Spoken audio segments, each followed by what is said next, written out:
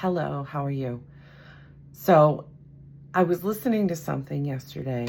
I was sitting out on my porch and it really hit me profoundly. So, I wanted to just share a little way to stimulate critical thinking for yourself around any blockages you may have or things that keep you feeling stuck. Kind of like you keep trying, you keep um, I don't know, working towards a goal and you almost get there, but then usually something happens, whether that's overt self-sabotage, internal, or it feels like you're under attack or something like that. So, and whatever that may mean to you. So with regards to that, the example that the woman gave was around success for her. She was saying how she had had multiple businesses in her life, but just when they were kind of on that precipice, they never seemed to really push through that and become as successful or whatever she deemed as successful, right? So she was doing shadow work, all right? It's another term for, really digging deep, if you will, in an honest, reflective way. So with regards to her situation, the question that was posed to her as a journal prompt was, what does success mean to you? Okay. And in her case, one of a few of the things that came up when she was really kind of digging deep and being honest with herself was responsibility and extra work, more hours, or things like that. Because obviously, if you're successful, that means there's going to be more activity in some way or form, right? So if you're selling a product that you are creating, then that means more output, right? So, and in her case, the blockage is that she's like, and it dawned on me, she's like, I became an entrepreneur because I didn't want to have to work as many hours. So when I realized that my internal belief system around being successful was less free time, there was like this internal energetic blockage to receiving success, right?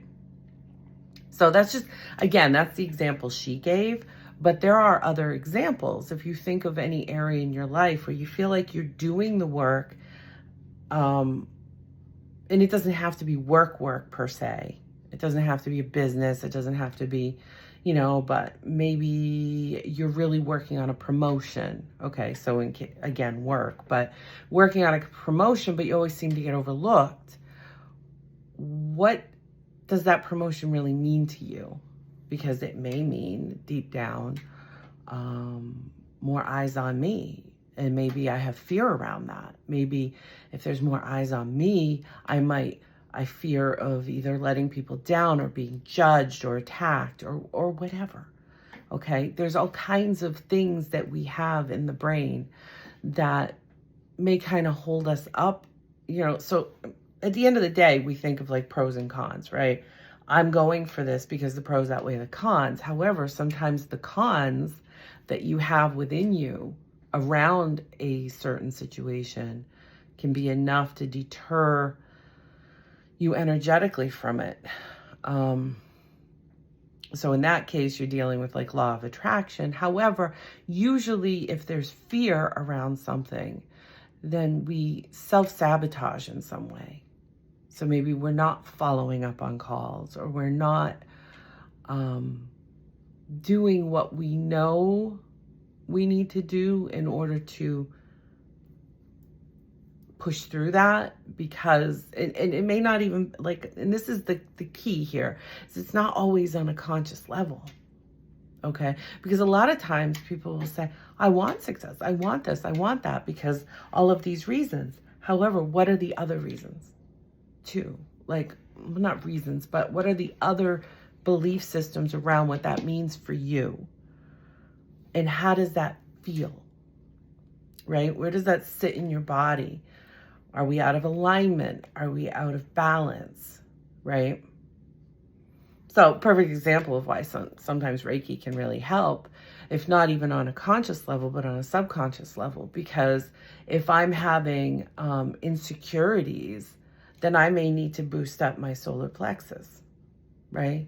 If I'm having creative issues, creative blocks, then maybe I need some more energy in my sacral chakra, okay? Because these are what a lot of those represent. If I'm having a hard time speaking up or setting boundaries, then maybe I need some throat chakra work, right?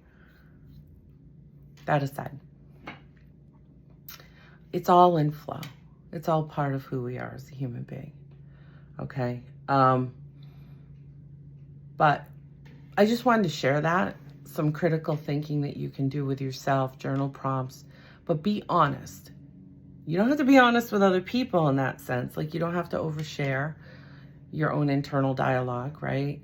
However, you always want to be honest with yourself to the best of your capability, because that's where the work happens.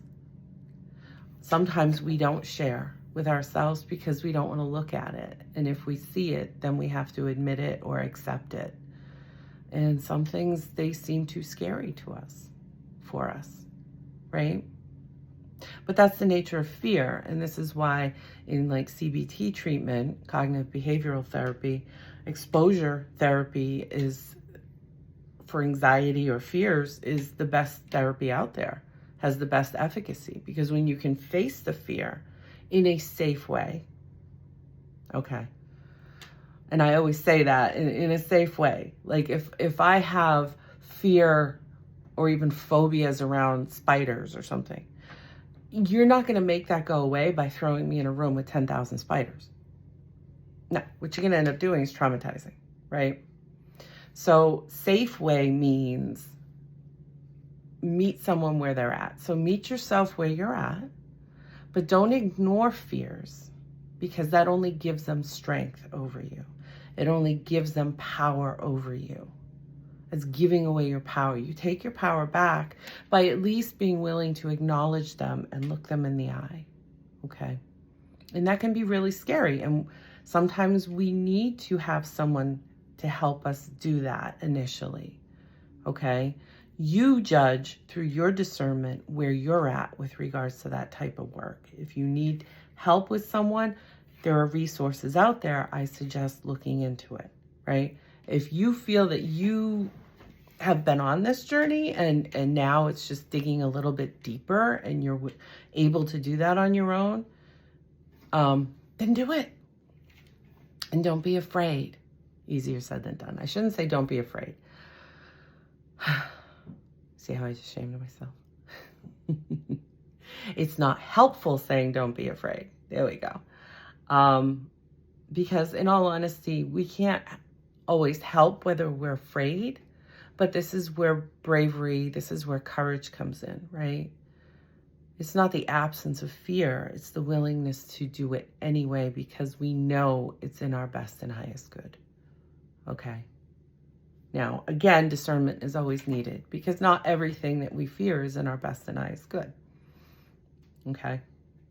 So use your discernment. Take your time with things. Anyone who tries to rush you into choices, behaviors, it's usually not aligned with your best and highest good. Usually, okay? Most, things like love and healing, it's a process, and therefore there's patience involved with it. Maybe not from us, but that helps with the healing process when we can be patient with ourselves. So ask yourselves those questions. If there's something that you are striving for, that you struggle with pushing through, whatever blockage you perceive there to be, ask yourself what that means to you, okay? So for some people, it might be relationships. I want true love. Well, what do you view true love to be? And list it all, good and bad, right? Because those are judgments, but we all have them, okay? So list them. Is it around weight loss? Is it around, or maybe I don't even like that term. Maybe it's just around getting healthier, right? Or more fit, or more aligned with your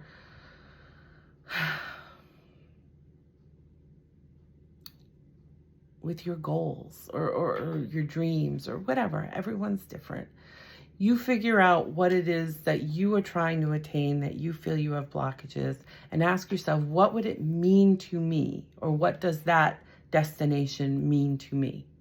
Whether that's success, whether that's fitness, whether that's promotion, whether that's happy relationship, you name it, whatever. Winning the lottery, right? What does that mean? Well, it might mean a lot of really good things, but it also may mean I might have to set boundaries. Some people are really afraid of setting boundaries, right? I don't know. Only you can answer those questions for yourself, because they are very subjective. They are based on you. And that's why when you see those things, only until you can look them in the eye can we actually bring it up, feel our way through it, and purge it and heal ourselves. And it's not usually a one and done. It's reflective, right? And that's why it's really good as a journal prompt, so that you can kind of work through it and come back to it and, balance that out. Okay? So that was my 2 cents for the day. I hope you're having a good one, and I'll talk again soon. Bye.